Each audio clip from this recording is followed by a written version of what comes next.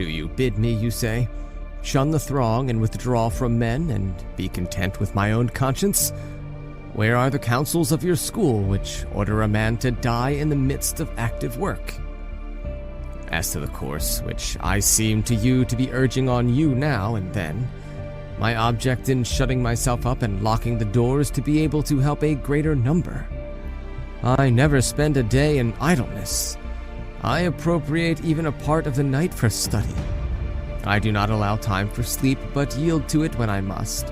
And when my eyes are wearied with walking and ready to fall shut, I keep them at their task. I have withdrawn not only from men, but from affairs, especially from my own affairs. I am working for later generations, writing down some ideas that may be of assistance to them. There are certain wholesome counsels which may be compared to prescriptions of useful drugs. These I am putting into writing, for I have found them helpful in ministering to my own sores, which, if not wholly cured, have at any rate ceased to spread. I point other men to the right path, which I have found late in life. When wearied with wandering, I cry out to them, avoid whatever pleases the throng, avoid the gifts of chance. Halt before every good which chance brings to you in a spirit of doubt and fear. For it is the dumb animals and fish that are deceived by tempting hopes. Do you call these things the gifts of fortune? They are snares. And any man among you who wishes to live a life of safety will avoid to the utmost of his power these limed twigs of her favor, by which we mortals, most wretched in this respect also, are deceived. For we think that we hold them in our grasp, but they hold us in theirs. Such a career leads us into precipitous ways, and life on such heights ends in a fall. Moreover, we cannot even stand up against prosperity when she begins to drive us to leeward. Nor can we go down either with the ship at least on her course, or once for all. Fortune does not capsize us. She plunges our bows under and dashes us on the rocks. Hold fast, then, to this sound and wholesome rule of life, that you indulge the body only so far as is needful for good health. The body should be treated more rigorously, that it may not be disobedient to the mind. Eat merely to relieve your hunger, drink merely to quench your thirst, dress merely to keep out of the cold, house yourself merely as a protection against personal discomfort. It matters little whether the house be built of turf or of variously colored and poured marble.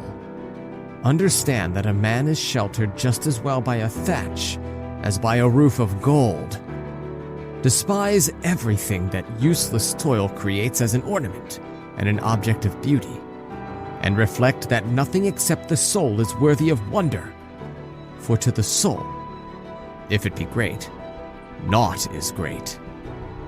When I commune in such terms with myself and with future generations, do you not think that I am doing more good than when I appear as counsel in court, or stamp my seal upon a will, or lend my assistance in the Senate by word or action to a candidate?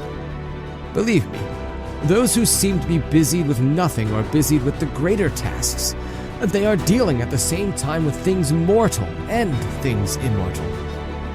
But I must stop and pay my customary contribution to balance this letter. The payment shall not be made from my own property, for I am still conning Epictetus. I read today in his works the following sentence: if you would enjoy real freedom, you must be the slave of philosophy. The man who submits and surrenders himself to her is not kept waiting. He is emancipated on the spot.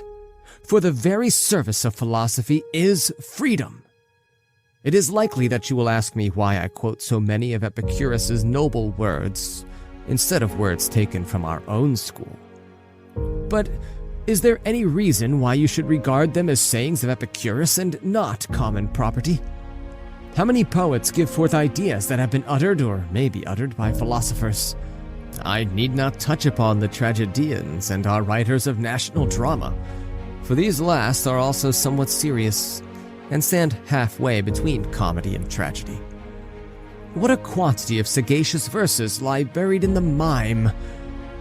How many of Publilius's lines are worthy of being spoken by buskin-clad actors, as well as by the wearers of the slipper?